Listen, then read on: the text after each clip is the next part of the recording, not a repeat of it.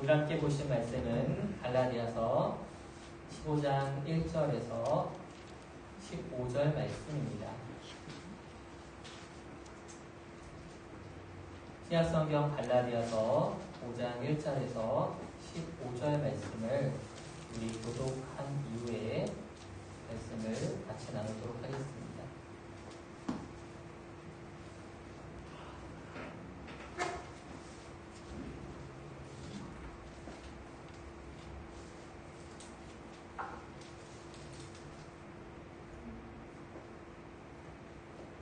다 찾으신 줄 알고 제가 먼저 읽겠습니다.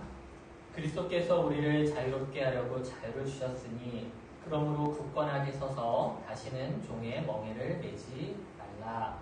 그러나 바울은 너희에게 말하노니 너희가 만일 할례를 받으면 그리스도께서 너희에게 아무 유익이 없으리라. 내가 할례를 받는 각 사람에게 다시 증언하노니 그는 율법 전체를 행할 의무를 가진 자라. 율법 안에서 의롭다 함을 얻으려는 너희는 그리스도에서 가지고 은혜에서 떨어진 자라. 우리가 성령으로 믿음을 따라 의의 소망을 기다리노니 그리스도 예수 안에 할례를 받으려나 흠이 없으되 사람으로서 역사하는 믿음뿐이라. 너희가 다름질을 잘하더니 누가 너희를 막아 진리를 순종하지 못하게 하더냐. 그 공은 너희를 부르신 이에게서 난 것이 아니라 적은 누룩이 온 덩이에 퍼지느니라. 나는 너희가 다른 마음을 품지 아니할 줄을 주장하면서 혹시 아니라 그러나 너희를 의도하게 하는 자는 누구든지 시험하게 하리라. 형제들아, 내가 지금까지 할례를 전한다면 어찌하여 지금까지 박해를 받으리요. 그리하였으면 십자가의 걸림돌이 제거되었으리니 너희를 어지럽게 하는 자들은 스스로 배워버리기를 원하노라. 형제들아, 너희가 자유를 위하여 부르심을 입었으나 그러나 그 자유로 육체의 기회를 삼지 말고 오직 사랑으로 서로 종노릇하라. 온 율법은 내 이웃 사랑하기를 내 자신같이 하라 하신 말씀대로 이루어졌으니. 같이 읽겠습니다. 시작. 만일 서로 물고 먹으면 피차 멸망할까 조심하라. 아멘.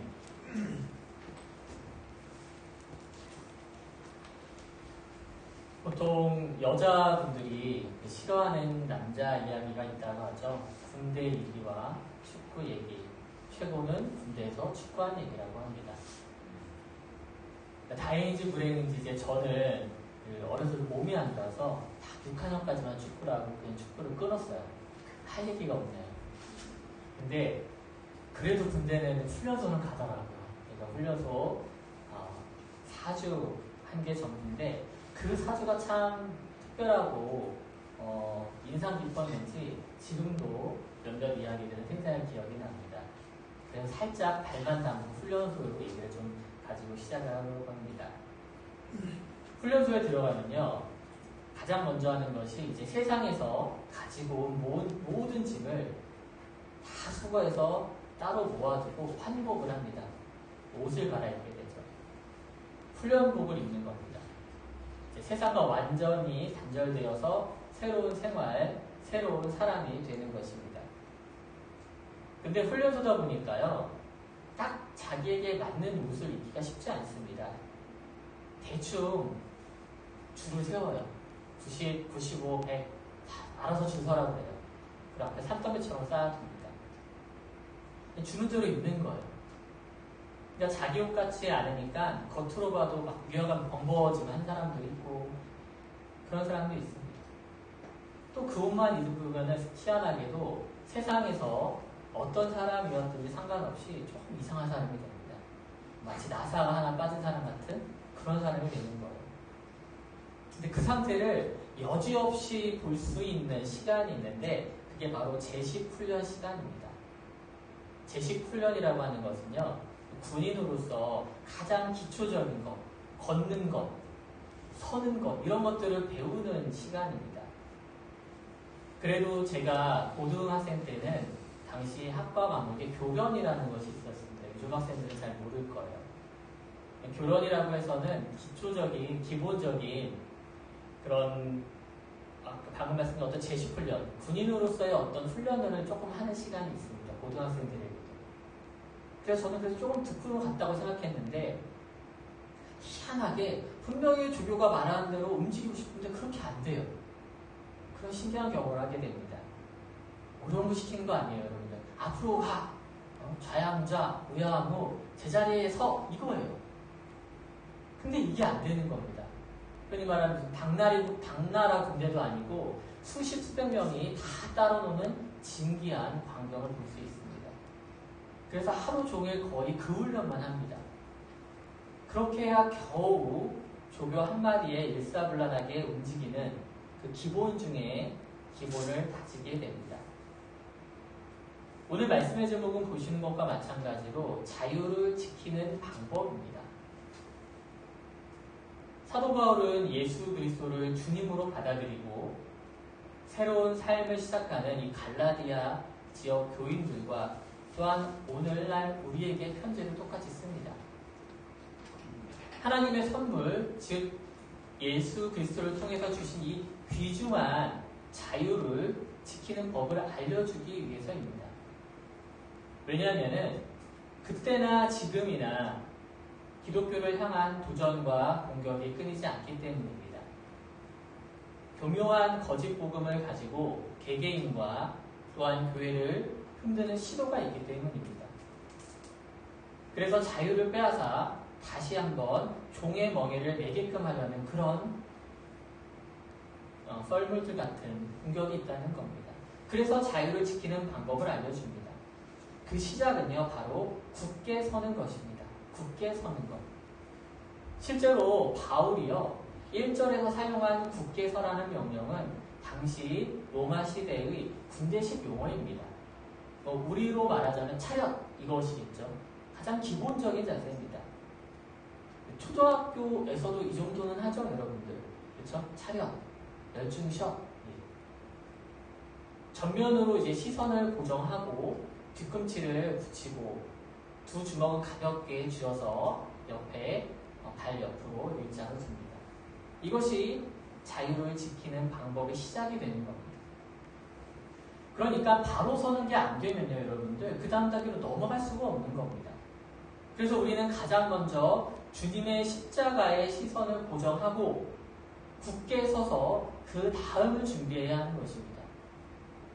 우리의 시선이 주님이 아닌 다른 곳을 바라보고 십자가가 아닌 다른 것을 향해 시선을 빼앗길 때 우리의 자유는 빼앗길 수밖에 없는 겁니다. 그러면 우리는 다시 한번 자유를 잃고 다시 종의 멍에를 매는 수렁에 빠지고 마는 것이죠. 이제 굳게 섰다면 그 다음 과정은 무엇일까요? 기본은 지켰으니까 마음 같아서는 당장 총을 들고 쏴보고 싶어요. 훈련소 들어가면 멋진 전투 기술도 배우고 싶죠.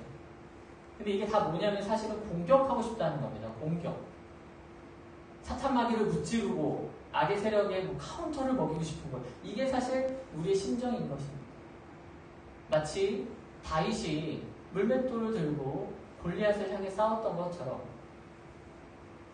우리도 두려움을 가지지 않고 하나님 내 뒤에 계시니 싸우자라고 하는 마음이 드는 거예요. 근데 사도 바울의 훈련법은 좀 독특합니다. 5절에 뭐라고 되어 있습니까? 우리가 성령으로 믿음을 따라 의의 소망을 기다리노니, 끝자락 글씨로 기다리노니. 갈라디아 지역 교회는요, 사실 지금 당장 율법주의자들의 계략으로 혼란스러워하고 있습니다. 그런데 바울은 기다리라고 합니다.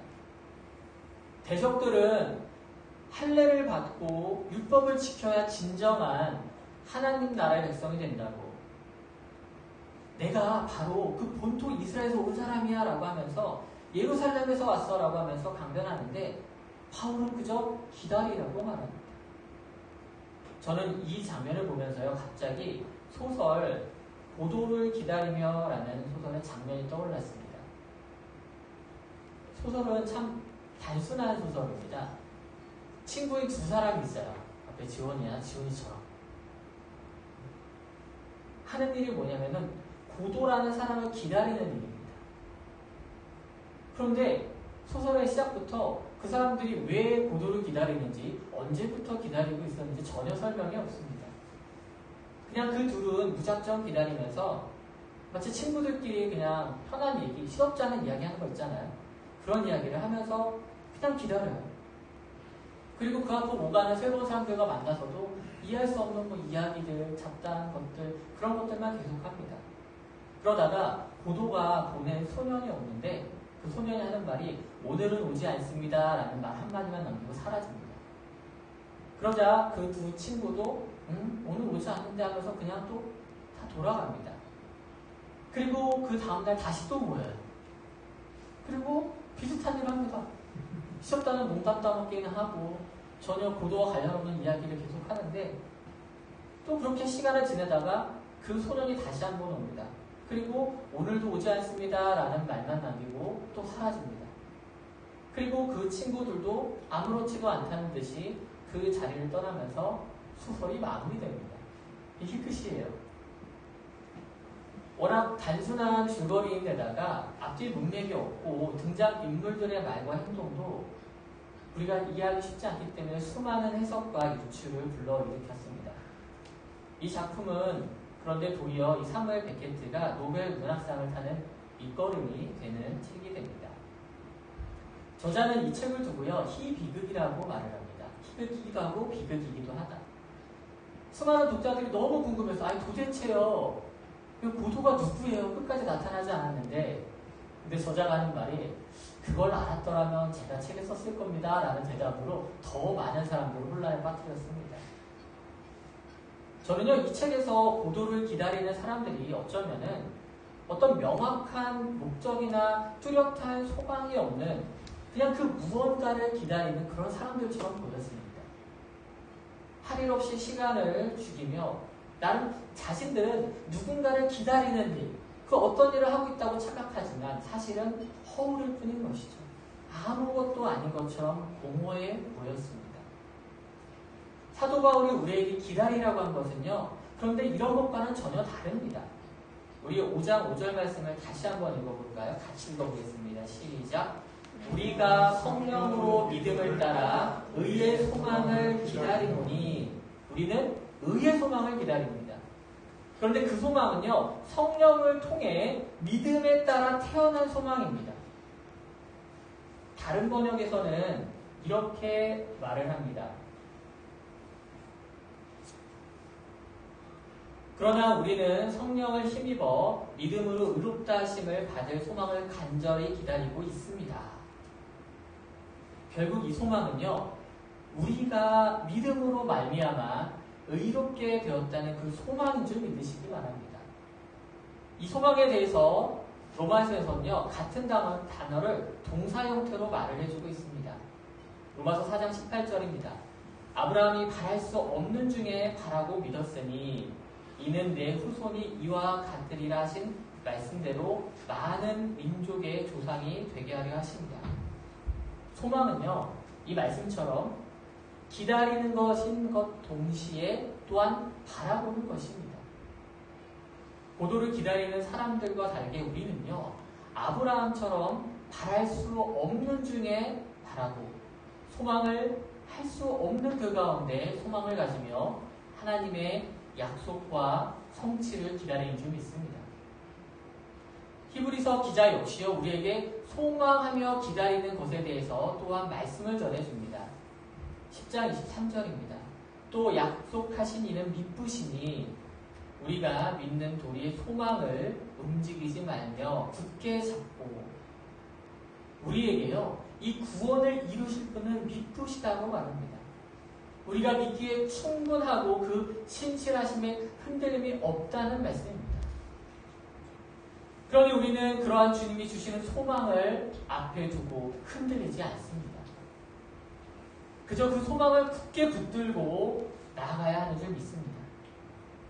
그럴 때 우리가 기다리던 소망이 믿음이 되고 그 믿음이 실체가 되어서 우리 가운데 역사하는 줄 믿습니다. 히브리서 11장이 바로 그 과정을 우리에게 보여주는 겁니다. 11장 1절입니다.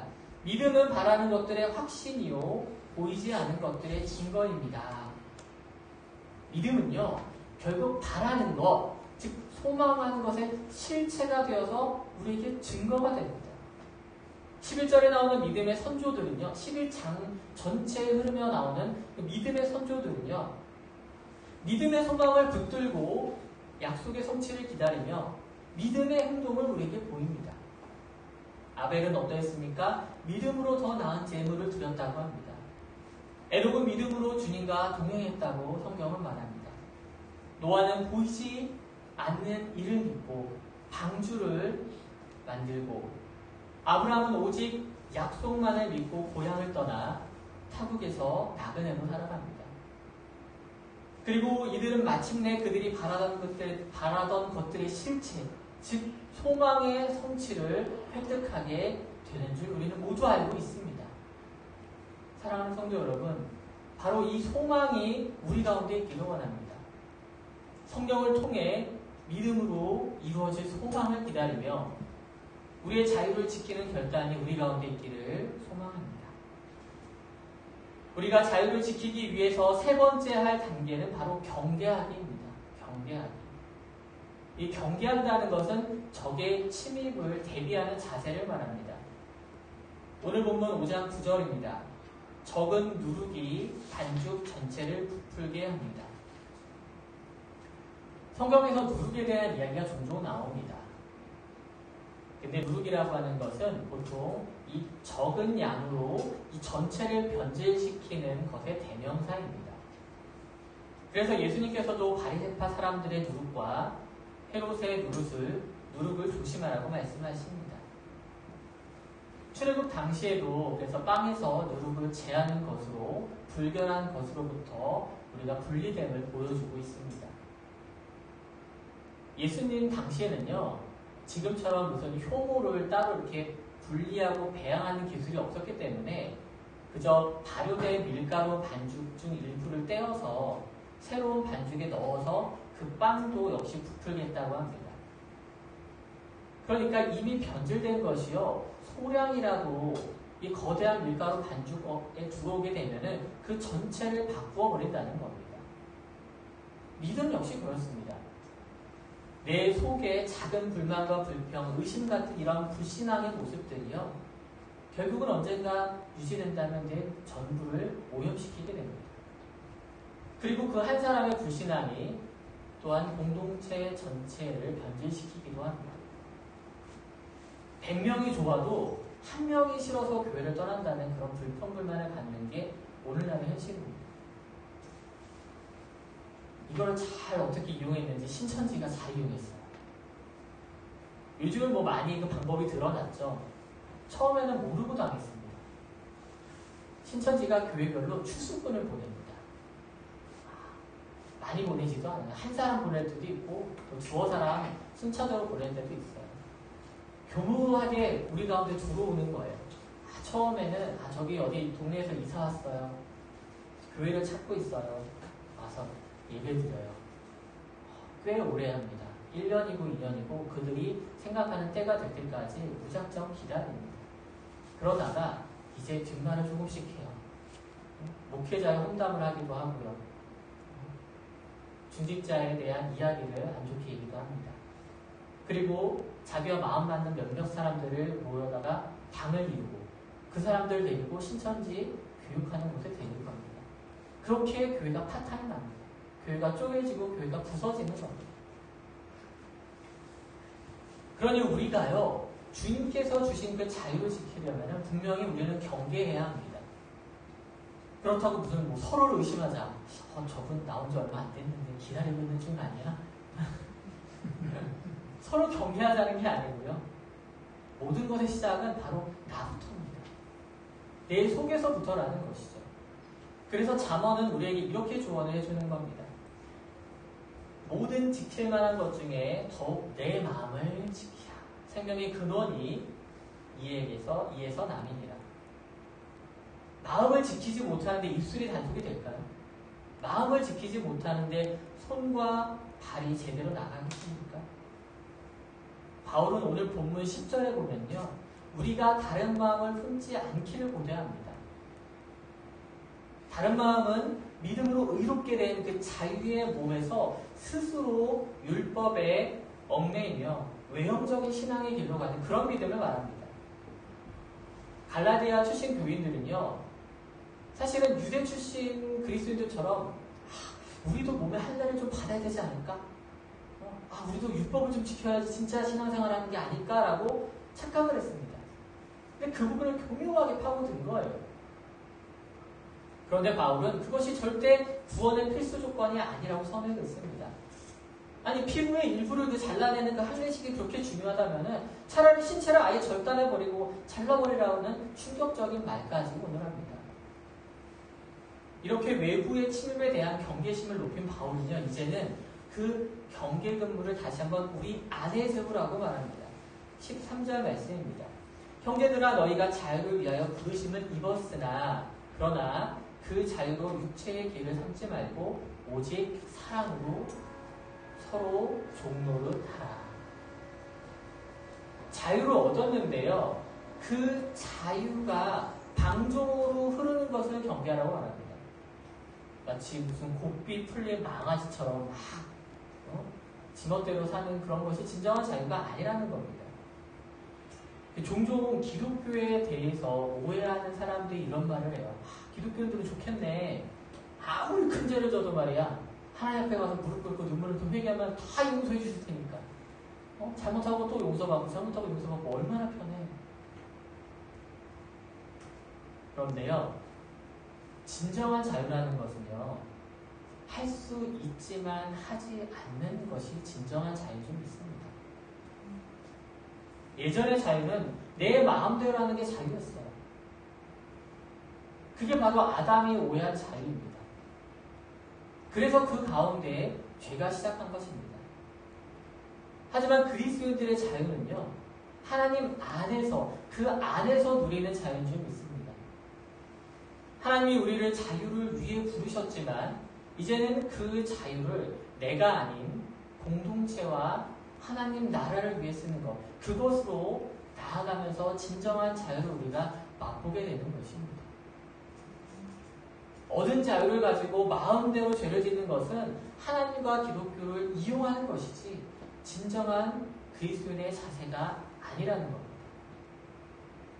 우리가 가진 자유는 우리 속에서부터 하나님을 의식하며 방종으로 흐르는 것을 경계하며 구현될 때 진정한 자유가 되는 줄 믿습니다.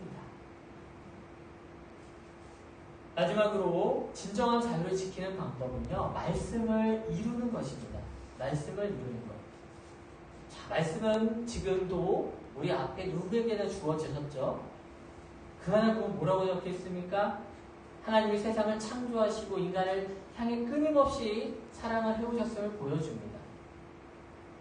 예수 그리스도께서 육체의 몸을 입고 오셔서 우리의 문제를 해결하시고 죽음마저 깨트리기 위해 십자가 그 길로 올라가신 그것들을 모두 우리에게 증언해주고 있습니다. 이 모든 일들이 사실은 이미 주님께서 이루신 것들입니다. 그런데 우리가 또 이룰 말씀이 있을까요? 오늘 본문 13절에서 15절 말씀을 다시 한번 보겠습니다. 형제들아, 너희가 자유를 위하여 부르심을 입었으나 그러나 그 자유로 육체의 기회를 삼지 말고 오직 사랑으로 서로 종노릇하라. 온 율법은 내 이웃 사랑하기를 내 자신같이 하라 하신 한 말씀에서 이루어졌나니 만일 서로 물고 먹으면 피차 멸망할까 조심하라. 하나님은 놀랍고 이 위대한 일을요, 계속 해오심으로써 말씀을 이미 이루셨습니다. 그런데 우리가 이루는 방법은 뭐라고 합니까? 단 한 가지라고 합니다. 하나님을 사랑하고 이웃을 내 몸과 같이 사랑하는 것, 그것입니다. 너무 많이 들으셨죠? 내가 아닌 다른 사람을 진정으로 사랑하는 것, 오직 사랑으로 종노릇하는 것을 통해서 우리는 말씀을 이루는 것에 동참하게 됩니다. 그래서 이것과 관련해서 오늘 할례 문제와 연결해서 사도 바울은 6절에서 이렇게 말하는 것입니다.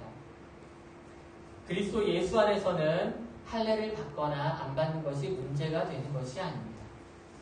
가장 중요한 것은 믿음이 사랑을 통하여 일하는 것입니다. 우리 마지막 구절 쉼표 위에만 같이 읽어볼까요? 시작. 믿음이 사랑을 통하여 일하는 것입니다. 아멘. 육체적 할례가 중요한 것이 아니라 우리의 믿음이 사랑을 통하여 일하는 것, 드러나는 것, 그것이 가장 중요한 것입니다. 여러분들 진짜 사랑하십시오. 진짜 사랑하길 원합니다. 몇몇 분들은 경험이 있지 않습니까? 진짜 사랑하면 눈에 콩깍지가 씌어요. 그럼 그 사람이 허물이고 트집이고 아무것도 보이지 않게 됩니다.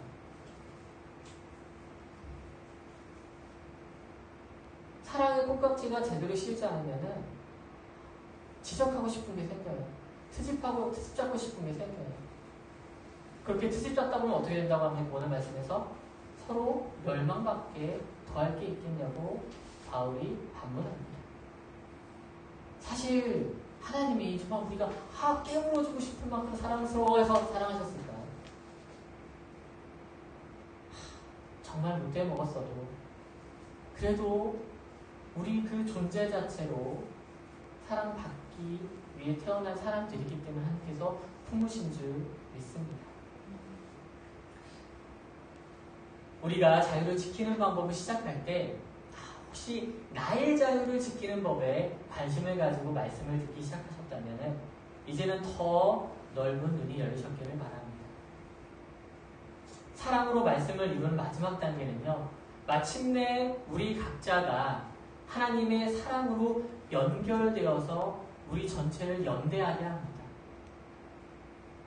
그 무엇으로도 끊을 수 없는 하나님의 사랑이 우리와 우리를 연결하고 우리와 우리를 더 굳건하게 설 수 있게 연결하는 줄 믿습니다. 우리 함께 세우는 신앙 공동체 또한 사랑의 공동체가 오늘 우리가 자유를 지키는 방법을 통해서 취득한 이 모든 것을 우리 개개인과 우리 공동체 가운데 적용하여 주님이 원하시는 진정한 자유를 누리는 우리 모두가 되기를 주님의 이름으로 축원합니다. 아멘. 우리 다 같이 기도하시겠습니다.